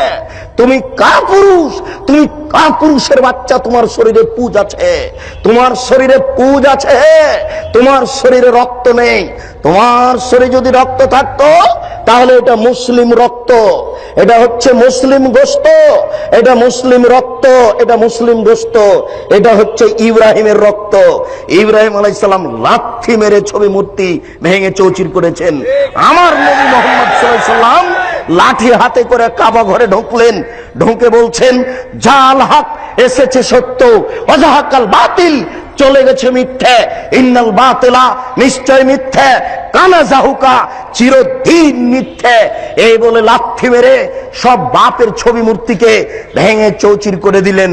আর আপনি কাপুর সন্তান, মাস্টার ডিগ্রি পাস ছেলে, আপনি কি করে রাস্তাঘাটে মূর্তি তৈরি করলেন? আপনি কি করে ঢাকা বিশ্ববিদ্যালয়ের মাঠে, রাজশাহী বিশ্ববিদ্যালয়ের মাঠে, যেখানে সেখানে মূর্তি তৈরি করলেন? আপনার শরীরে রক্ত নয়, ওগুলো পুজ আছে, ওগুলো হাসপাতালে গিয়ে বের করে ফেলেন, ওগুলো দিয়ে লাভ হবে না। এই বিদ্যা দিয়ে লাভ হবে না। সামাজিক কুসংস্কারে একবারে সমাজ পরিপূর্ণ হয়ে আছে, সামাজিক কুসংস্কারে সমাজ একবারে পরিপূর্ণ হয়ে আছে। আশ্চর্য! সারা বাংলাদেশের রাস্তাঘাটে ল্যাংটা মেয়েকে সাজিয়ে দিয়ে লাক্সাবান বিক্রি করা হচ্ছে। এটাই হচ্ছে জাহেলিয়াত। টিভিটা অন করলেই চলে আসে ল্যাংটা মেয়ে পাউডার বিক্রি করছে, এটাই হচ্ছে জাহেলিয়াত। টিভি অন করলে দেখা যায় নগ্ন মেয়ে চলে আসছে, দাঁতের মাজন বিক্রি করছে, এটাই হচ্ছে জাহেলিয়াত। আপনার এই টিনগুলিতে আছে ছবি মূর্তি গরুর, এটাই হচ্ছে জাহেলিয়াত। জায়নামাজে আছে কাবা ঘরের ছবি, এটাই হচ্ছে জাহেলিয়াত। মসজিদের মেহরাবের দুই দিকে লেখা, দুই দিকে আছে কাবা ঘরের টাইলস, এটাই হচ্ছে জাহেলিয়াত। মেহরাবের ডান দিকে আল্লাহ, বাম দিকে মোহাম্মদ, এটাই হচ্ছে জাহেলিয়াত। জন্মদিবস পালন করা জাহেলিয়াত, মৃত্যু দিবস পালন করা জাহেলিয়াত, 26 পালন করা জাহেলিয়াত, 21 ফেব্রুয়ারি পালন করা জাহেলিয়াত, 16 ডিসেম্বর পালন করা জাহেলিয়াত, স্মৃতিসৌধ তৈরি করা জাহেলিয়াত, শহীদ মিনার তৈরি করা জাহেলিয়াত, শহীদ মিনারে ফুল চড়ানো জাহেলিয়াত, সংসদ ভবনে নীরবতা পালন করা জাহেলিয়াত, শিখা চিরন্তন শিখাওয়ানির বান একে হিসাব করা জাহেলিয়াত, স্মৃতিসৌধকে মূল্যায়ন করা জাহেলিয়াত। শুনুন, 31st নাইট হচ্ছে জেনার রাইট। ঢাকা শহরে সেদিন জেনা হয়, এই 31st নাইট হচ্ছে জেনার রাইট। চিটাগাংয়ে জেনার রাইট, সারা বিশ্বের বড় বড় শহরে জেনার রাইট। এই জেনার রাইটকে মূল্যায়ন করা হচ্ছে জাহেলিয়াত। পহিলা বৈশাখ আমি কি হিন্দুর বাচ্চা? আমি তোকে কবর দিতে এসেছি। আমি আবার ওই ইলিশ মাছ রান্না করে নিয়ে পান্তা ভাত নিয়ে বট গাছের নিচে খাবো কেন? আমি কি অমুসলিম? আমি কি হিন্দুর ঘরে জন্ম নিয়েছি?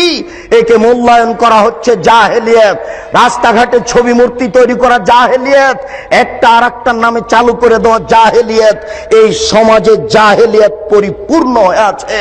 এগুলো হচ্ছে জাহেল নেতাদের কাজ। এবার আসেন একটু হুজুরের অবস্থা। হুজুরের অবস্থা বড় জটিল। সামাজিক জাহেলিয়াতের চেয়ে হুজুরের অবস্থা অনেক অনেক অনেক বেশি কঠিন। বুঝতে পারলাম না।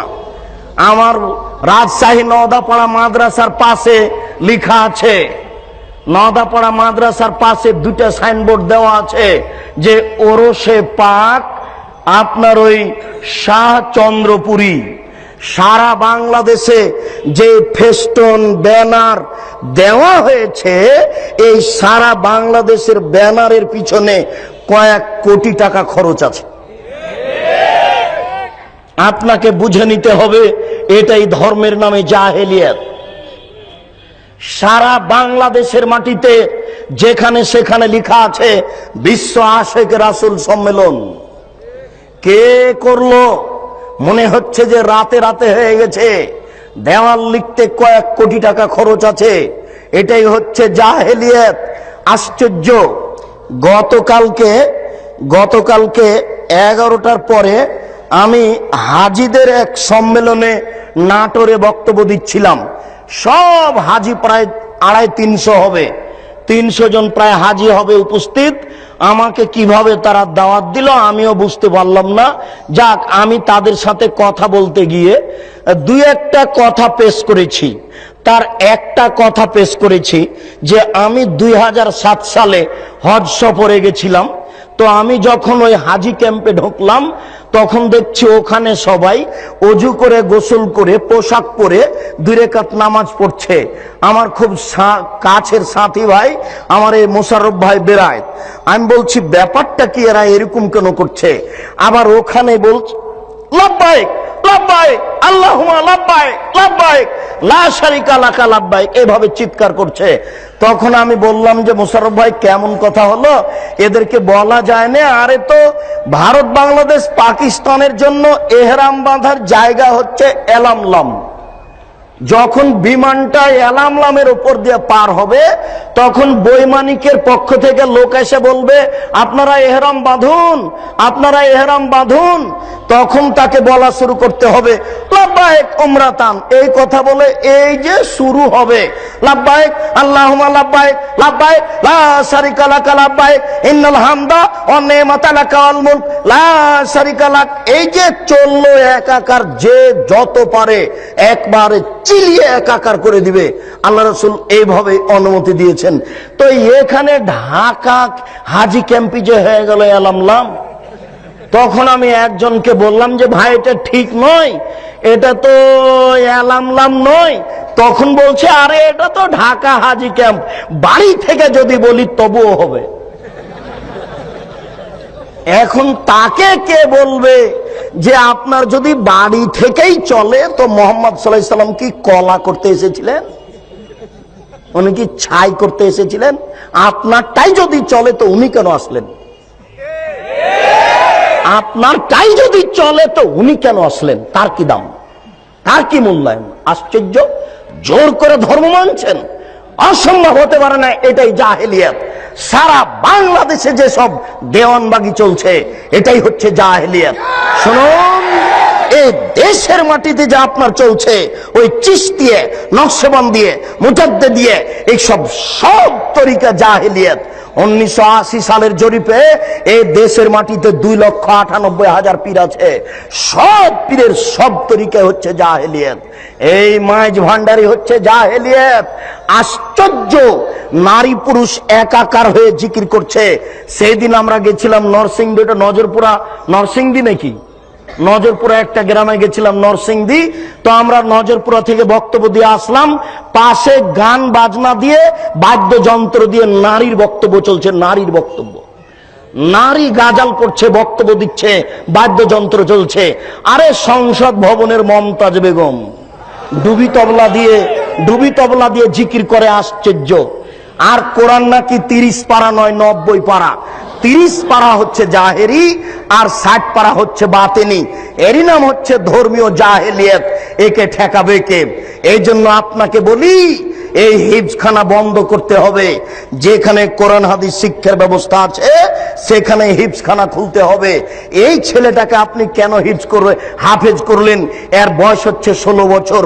মাথায় একটা উঁচু টুপি দিয়েছে, তার উপর একটা রুমাল দিয়ে মানুষের বাড়িতে মিলাদ করে বেড়াচ্ছে, কোরআন মাজিদ পড়ছে আর ভালো কিছু খাবার দিচ্ছে।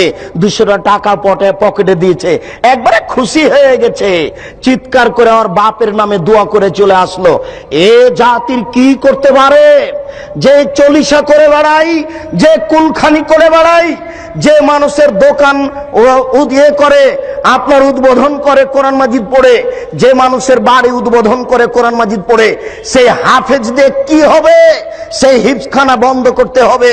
এই সামাজিক জাহেলিয়াত, এই ধর্মীয় জাহেলিয়াতের জন্য এই 3 নম্বর শ্রেণীর ছেলে দেওয়া হবে না। একেবারে বলিষ্ঠ কণ্ঠের, একেবারে নির্ভীক সেনা, যার অন্তরে কোনো ভয় ভীতি থাকবে না, যার বিদ্যের সামনে পৃথিবীর কোনো বিদ্যা টিকবে না। জাকির নায়কের মতো পৃথিবীর কোনো বিদ্যা তার সামনে টিকবে না, এবং নির্ভীক সেনা হবে। আমি মুসলিম চির রণবীর, মরণকে করি না ভয়, মরলে শহীদ বাঁচলে গাজী। এই কণ্ঠ নিয়ে যে মাঠে নামবে, সেই জাতির উপকার করতে পারে, সেই এই সামাজিক কুসংস্কার বন্ধ করতে পারে, সেই এই ধর্মীয় কুসংস্কার বন্ধ করতে পারে। তাছাড়া এইসব হাফেজ দিয়ে কাজ হবে না। এ তো মানুষের দোকান উদ্বোধন করে, এ তো মানুষের বাড়ি উদ্বোধন করে। এর দ্বারা শরীয়তের কি আশা করা যেতে পারে? শুনুন, ওই পশ্চিম দিকে গাধাতে ইট বহে। গাধাতে কি বহে? ইট বহে। ভ্যান যেখানে যেতে পারে না, গাধা সেখানে যেতে পারে। অনেকগুলি ইট আপনি গাধার উপরে চাপিয়ে দিয়েছে, এরপরে যেখানে নামাতে হবে সেখানে গাধা চলে গেল। এবার আপনি কি করেছেন? আপনি বইয়ের দোকানদার, অনেকগুলি কোরআন মাজিদ তার উপরে তুলে দিয়েছেন। ও চলে গেল আপনার কোরআনের দোকানে। তো গাধা কি জানতে পারলো যে এখন কোরআন না ইট? ও তো জানতে পারলো না যে আমার পিঠে কোরআন আছে না ইট আছে। তো যেই ব্যক্তি শুধু কোরআন মুখস্থ করলো, দাওয়াত খেয়ে বেড়ালো, এ তো বুঝতে পারলো না যে কোরআন। এই কোরআনের ভিতরে আছে জাল হক এসেছে সত্য, ওয়াজাহাকাল বাতিল চলে গেছে মিথ্যে, ইন্নাল বাতিলা নিশ্চয় মিথ্যে, কানা যাউকা।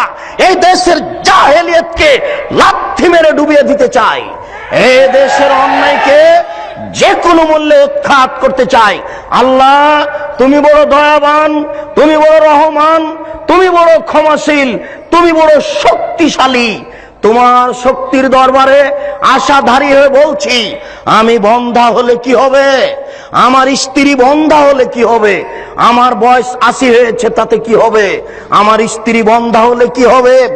এমন একটি ছেলে তুমি দান করো, যেই ছেলে এরকম বিদ্যা অর্জন করবে এবং যে কোনো অন্যায়ের বিরুদ্ধে লড়ে পড়বে, জেল সুলি ফাঁসির 5 পয়সা দাম দিবে না। এরকম ছেলে একটা তোমার দরবারে দাবি রেখে সামনের দিকে আগাচ্ছি। আলেমদের অবস্থা। আনাস রাদিয়াল্লাহু তাআলা আনহু বলেন, রাসূল সাল্লাল্লাহু আলাইহি ওয়াসাল্লাম বললেন, রাআইতু লাইলাতান উসরিয়া বি, আমি এক রাতে একদা আমি নিজেকে দেখলাম জিবরাইল আমাকে উপর দিকে নিয়ে চলে যাচ্ছেন। আমাদের নবী বলছেন, জিবরাইল একদা আমাকে উপর দিকে নিয়ে চলে যাচ্ছেন। যেতে যেতে দেখি অনেক মানুষ তুকরাজো সাফাহুম বিমাকারিজা মিনান নার, যাদের ঠোঁট এবং জিহ্বাকে আগুনের কেঁচি দিয়ে কেটে দেওয়া হচ্ছে। আমি বললাম, জিবরাইল মান হাউলায়, এরা কারা? হায় হায়, যাদের ঠোঁট এবং জিহ্বাকে আগুনের কেঁচি দিয়ে কেটে দেওয়া হচ্ছে, এরা কারা?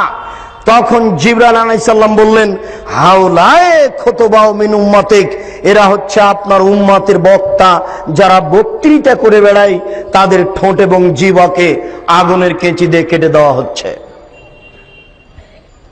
বারবার বলছে কোরআন শরীফ, অথচ কোরআন শরীফ হবে না, কি হবে?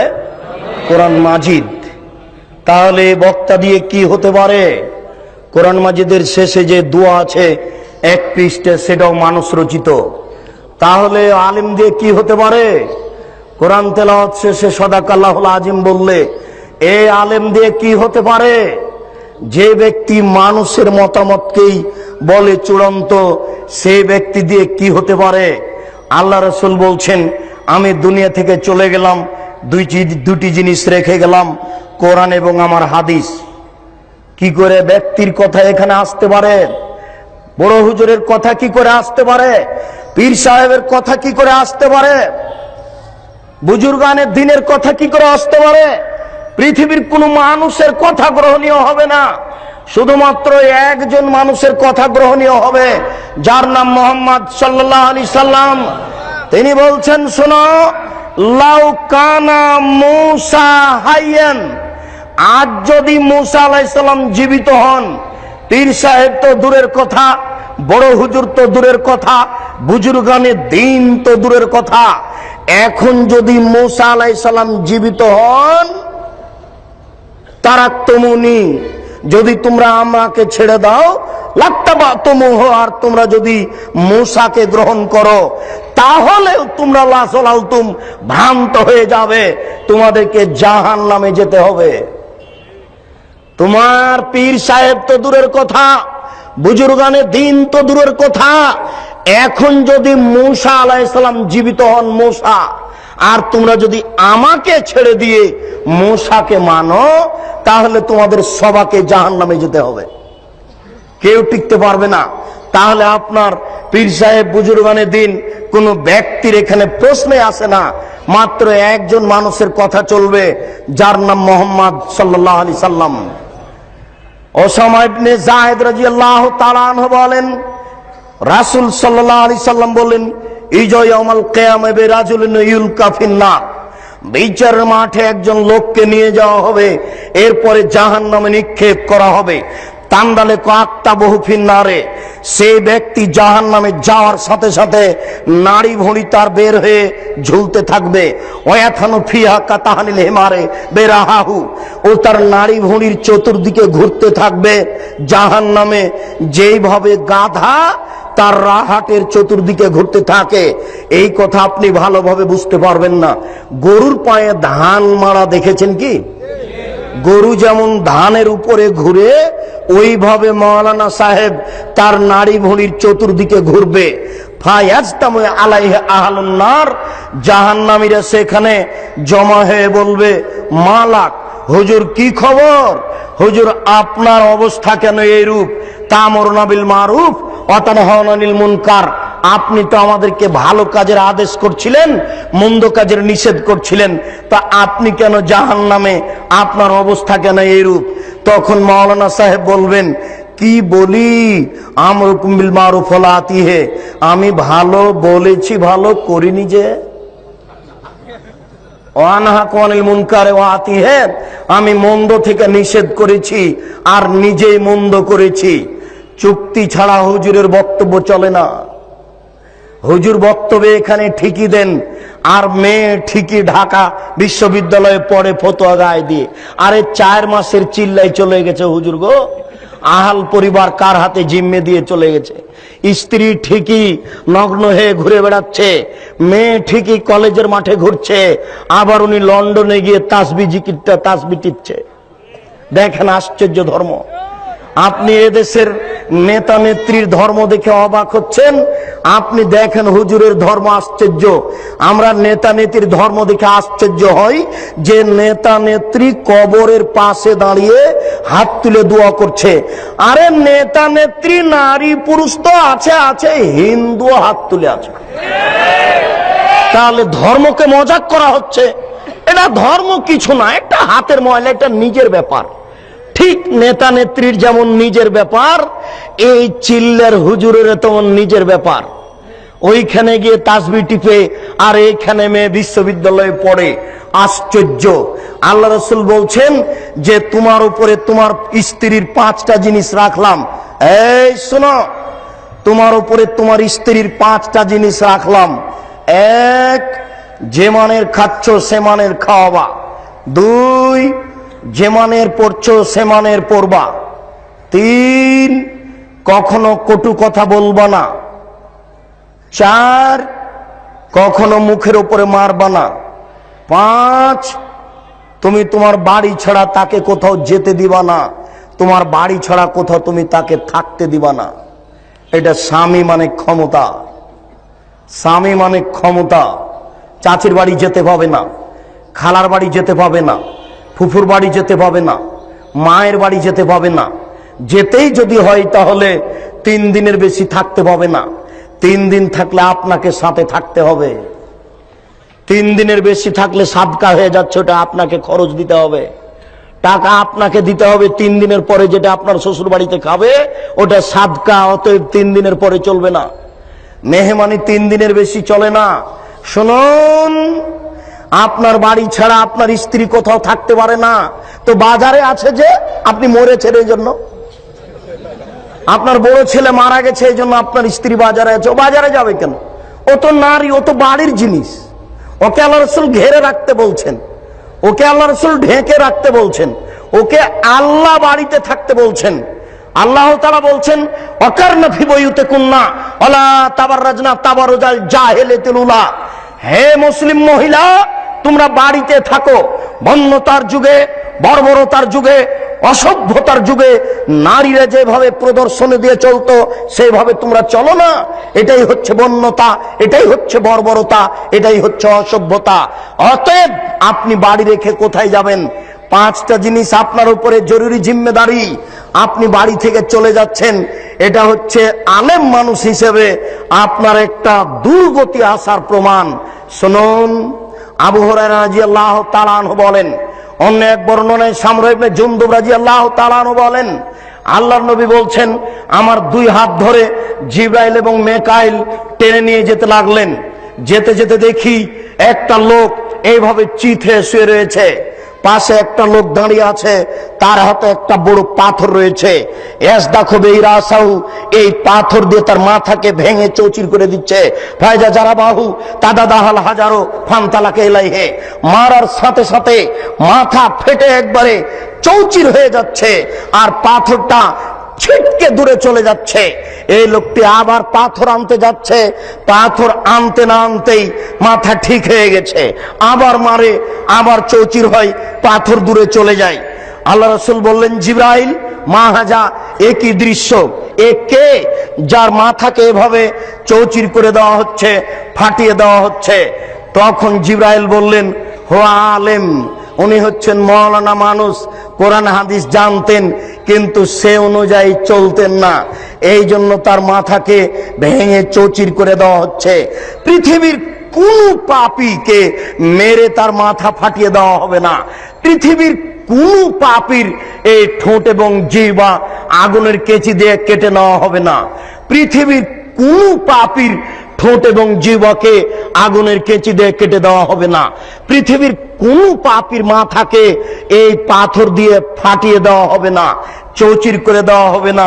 এটা হচ্ছে শুধু হুজুরের কাজ। শুনুন, রাসূল সাল্লাল্লাহু আলাইহি সাল্লাম বলছেন, একুনু মিন বাদি আইম্মা, আমার পরে কতগুলি আলেম ওলামা আসবে, আমার পরে কতগুলি আলেম ওলামা আসবে, আমার পরে কতগুলি আলেম ওলামা আসবে, ইস্তান্নুনা বিগাইরি সুন্নতি, যারা আমার সুন্নাত ছেড়ে দিয়ে অন্য সুন্নাত গ্রহণ করে বলবে এটাই রাসূলের সুন্নাত। যারা আমার সুন্নাত ছেড়ে দিয়ে অন্য সুন্নাত গ্রহণ করে বলবে এটাই রাসূলের সুন্নাত। আশ্চর্য, আল্লাহ রাসূল 23 বছর জীবনে, আল্লাহ রাসূল 23 বছর জীবনে, আল্লাহ রাসূল 23 বছর জীবনে কয়েক হাজার ওয়াক্ত নামাজ পড়িয়েছেন। কোন একদিন একামাতের পরে না বলে নামাজ শুরু করেছেন, কিছু না বলে নামাজ শুরু করেছেন, এটা জীবনেও ঘটেনি। তিনি আগে বলেছেন সাউসুফাকুম, কাতার সোজা করুন, অতারাসু, প্রাচীরের মতো হয়ে দাঁড়ান, শুদ্ধু খেলালাকুম, তোমাদের আপনাদের ফাঁকা বন্ধ করুন। ওই যে আমি দেখতে পাচ্ছি ওই যে দুইজনের ফাঁকা দিয়ে শয়তান ছাগলের বাচ্চার মতো প্রবেশ করছে, ওই যে আমি দেখতে পাচ্ছি দুইজনের ফাঁকা দিয়ে শয়তান ছাগলের বাচ্চার মতো প্রবেশ করছে। আপনারা দুইজনের ফাঁকা বন্ধ করুন, প্রাচীরের মতো হয়ে দাঁড়ান, কাতার সোজা করুন। মান সাদ্দা ফুরজাতান বানাল্লাহু লাহু বাইতান ফিল জান্নাহ, কেউ যদি দুইজনের ফাঁকা বন্ধ করে তাহলে আল্লাহ তার জন্য জান্নাতে ঘর বানাবেন, তাহলে আল্লাহ তার জন্য জান্নাতে ঘর বানাবেন। চলেন আপনাকে মাদারটেক বাজারে দুই একটা মসজিদে দেখাই, দুইজন দাঁড়িয়ে আছে, দুইজনের মাঝে আরো দুইজন ধরবে। চলেন আপনাকে বাইতুল মুকাররমে দেখাই, কোন কোন জায়গাতে দুইজনের মাঝে আরো 10 জন ধরবে। ওইদিকে ইমাম সাহেব এই ইমামের জায়গাতে আসতেই বলছে যে কাতার সোজা করুন। আল্লাহর মুখখানে বলিয়া নেয় যে একামত দেন, এই কথা বলে না।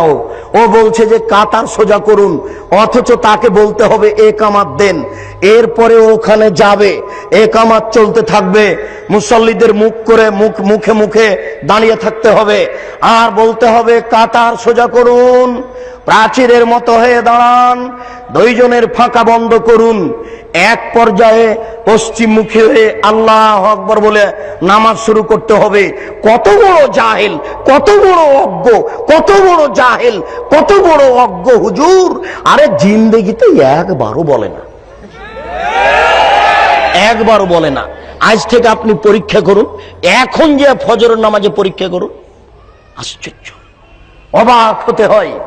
আল্লাহ রাসূল বলছেন থামের ভিতরে দাঁড়াবা না, লাইনের যেন বিচ্ছিন্নতা না আসে, থামের ভিতরে দাঁড়াবেন না, পায়ের মাঝে দাঁড়াবেন না, যেন কাতারের ভিতরে বিচ্ছিন্নতা না আসে।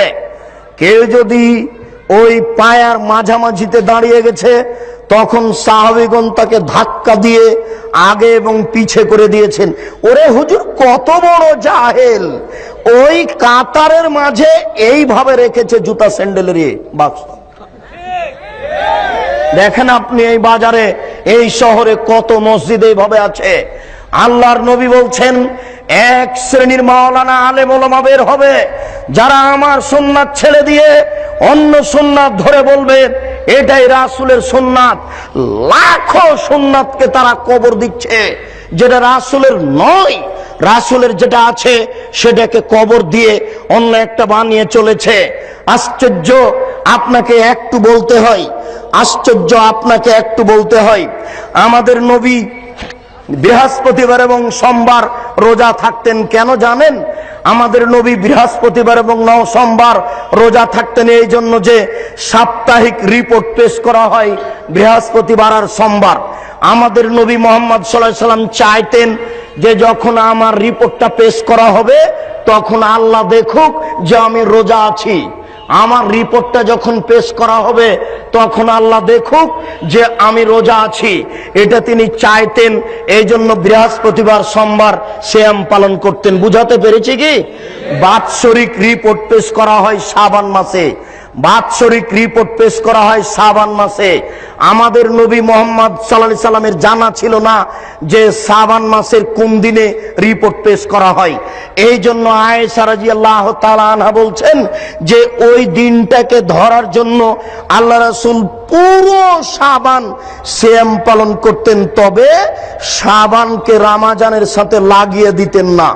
উম্মু সালামা রাদিয়াল্লাহু তাআলা আনহা বলেন আমাদের নবী মুহাম্মদ সাল্লাল্লাহু আলাইহি সাল্লাম পুরো শাবান সিয়াম পালন করতেন, তবে শাবানকে রমজানের সাথে লাগিয়ে দিতেন না। কেন? তিনি ভাবতেন এই দিনটা আমাকে ধরতেই হবে। বাৎসরিক যখন রিপোর্ট পেশ করা হবে তখন আল্লাহ দেখুক যে আমি রোজা আছি। বাৎসরিক যখন রিপোর্ট পেশ করা হবে তখন আল্লাহ দেখুক যে আমি রোজা আছি। এটা দেখানোর জন্য তিনি শাবান মাসে বেশি বেশি রোজা রাখতেন।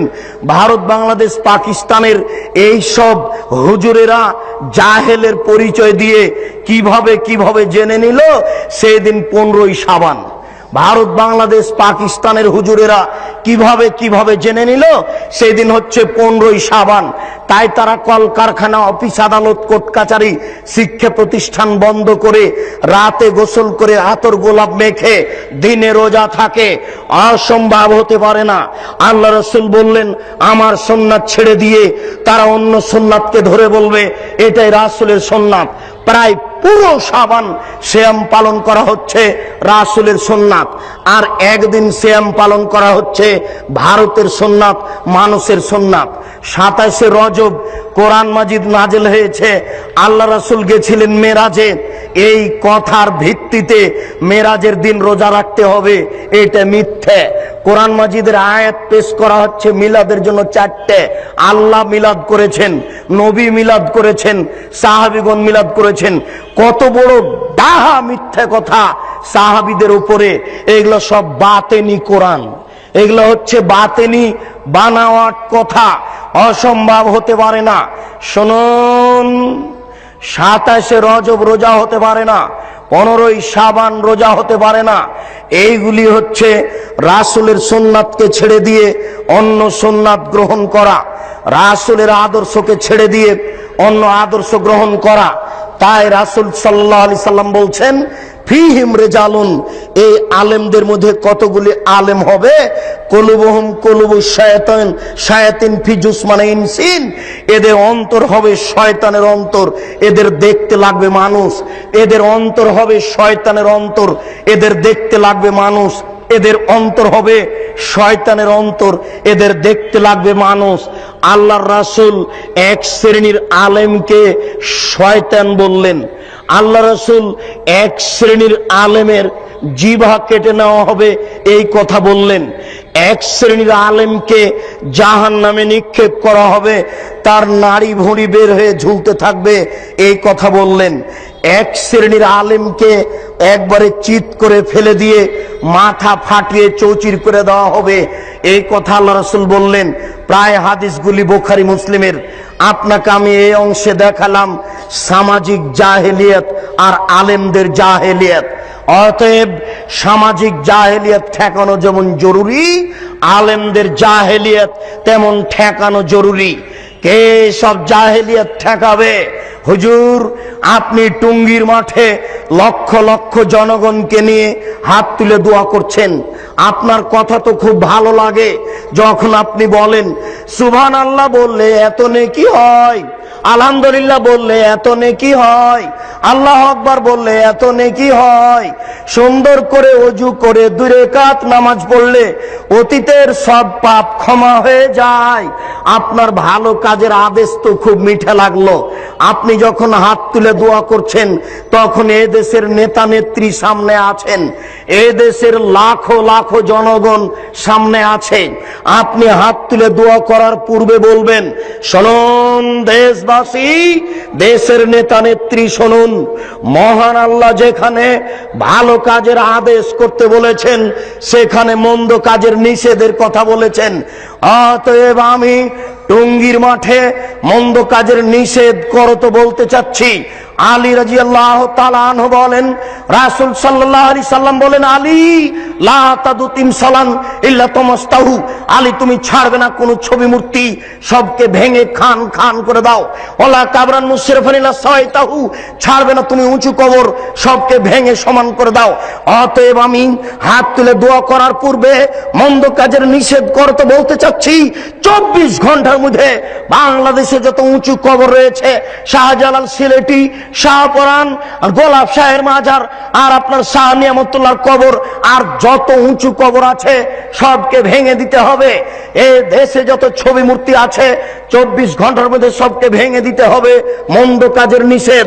শুনুন দেশবাসী, দেশের নেতা নেত্রী, আমি হাত তুলে দোয়া করার পূর্বে মন্দ কাজের নিষেধ করো তো বলতে চাই। টাঙ্গাইলের পতিতালয় বন্ধ করতে হবে, ফরিদপুরের পতিতালয় বন্ধ করতে হবে। বাংলাদেশের মাটিতে 24 ঘন্টার মধ্যে যত পতিতালয় রয়েছে সব বন্ধ করতে হবে। আমি মন্দ কাজের নিষেধ করো তো বলতে চাচ্ছি, বাংলাদেশে যত ব্যাংকিং ব্যবস্থা রয়েছে 24 ঘন্টার মধ্যেই সুদী ব্যাংকিং ব্যবস্থা বন্ধ করতে হবে। হুজুর, মন্দ কাজের নিষেধ পান না খুঁজে? ভালো কাজের আদেশ তো সহজেই করা যায়। সুবহানাল্লাহ বললে এত নেকি হয়, আলহামদুলিল্লাহ বললে এত নেকি হয়, আল্লাহু আকবার বললে এত নেকি হয়। সুন্দর করে ওযু করে 2 রাকাত নামাজ পড়লে অতীতের পাপ ক্ষমা হয়ে যায়। ভালো কাজের আদেশ করা সহজ, মন্দ কাজের আদেশ করা সহজ নয়, মন্দ কাজের নিষেধ করা সহজ নয়। এই জন্য লোকমান হাকিম তার ছেলেকে বলছেন, আব্বু ওয়ামুর বিল মারুফ ওয়ানহা আনিল মুনকার। বেটা, ভালো কাজের আদেশ করো, মন্দ কাজের নিষেধ করো। ওয়াসবির আলা মা সাবাক। বেটা, মন্দ কাজের নিষেধ করলে জেলসুলি ফাঁসি হবে, ওই সময়তে ধৈর্য ধারণ করিও। মন্দ কাজের নিষেধ করলে জেলসুলি ফাঁসি হবে, মন্দ কাজের নিষেধ করলে ধৈর্য ধারণ করিও। ইমাম আবু হানিফার ইতিহাস পড়ে শেষ করলেন, ইমাম আহমদ ইবনে হাম্বলের রাহিমাহুল্লাহর ইতিহাস পড়ে শেষ করলেন, কিন্তু তার চরিত্র, তার দাম্ভিকতা, সাহসতা নিজের ভিতরে নিয়ে আসার চেষ্টা করলেন না। শুনুন দেশবাসী, একটা কথা মনে রাখবেন, মহান আল্লাহ বলেন, ইয়া আইয়ুহাল্লাযীনা আমানু আতিউল্লাহ ওয়া আতিউর রাসূল ওয়া লা তুবতিলু আমালাকুম। হে পৃথিবীর বিশ্বাসীগণ, তোমরা আল্লাহকে মান্য করো, রাসূলের আনুগত্য করো, তোমাদের আমল বাতিল করো না। শুনুন উপস্থিত বৈঠকের দিনী মুসলিম ভাই ও বোন, আল্লাহ তাআলা 1 নম্বর আয়াতে বলেছেন, আল্লাহকে মান্য করুন, রাসূলের আনুগত্য করুন, তোমাদের আমল বাতিল করো না। আল্লাহ তাআলা বলেন, আল্লাহকে মান্য করা মানে শিরক করা যাবে না, রাসূলের আনুগত্য মানে কোনো বেদাত কাজ করা যাবে না। মানুষ যদি আল্লাহকে মান্য না করে শিরক করে, মানুষ যদি রাসূলের আনুগত্য না করে বিদআত করে, তাহলে তার আমল বাতিল হবে। শিরক করলে অতীতের নেকি নষ্ট হয়ে যায়, আল্লাহকে অপমান করা হয়, আল্লাহকে হেয় তুচ্ছ করা হয়। শিরক করলে অতীতের নেকি নষ্ট হয়ে যায়, আল্লাহকে অপমান করা হয়, আল্লাহকে হেয় তুচ্ছ করা হয়। বিদআত করলে ইবাদত কবুল হয় না, রাসূলকে অপমান করা হয়, রাসূলকে হেয় তুচ্ছ করা হয়। সম্মানিত দিনী ভাই, শহরের ব্যাপার আমি যে বিষয়ে আলোচনা করতে চাচ্ছিলাম সেই বিষয়ে অন্যদিন আলোচনা হবে। প্রথম যে 2টি বিষয় আপনার সামনে মোটামুটি ভাবে পেশ করলাম, এই বিষয়গুলি আমরা সময় সাপেক্ষে আরো বিস্তারিত পেশ করেছি। সেইগুলো ইন্টারনেটের মাধ্যমে এবং অন্যান্য মোবাইলের মাধ্যমে বা ইসলামিক টিভিতে সপ্তাহে 1 দিন মঙ্গলবার আর পিস টিভিতে সপ্তাহে 3 দিন, এইসব দিনগুলিতে এই বিষয়গুলি বিস্তারিত জেনে নেওয়ার চেষ্টা করুন। এই দাওয়াত দিয়ে আজকের সংক্ষিপ্ত আলোচনা এখানেই শেষ করো তো বলছি। আল্লাহ, আমাদের যারা মারা গেছে তুমি তাদের কবরের শাস্তি মাফ করো, আমরা যারা অসুস্থ তাদের তুমি আরোগ্য দান করো, আমরা যারা বেঁচে আছি তুমি তাদেরকে তোমার রাসূলের পদ্ধতি অনুযায়ী চলার তৌফিক দান করো। এই দাবি, এই দাওয়া তোমার দরবারে রেখে আজকের সংক্ষিপ্ত আলোচনা এখানেই শেষ করছি।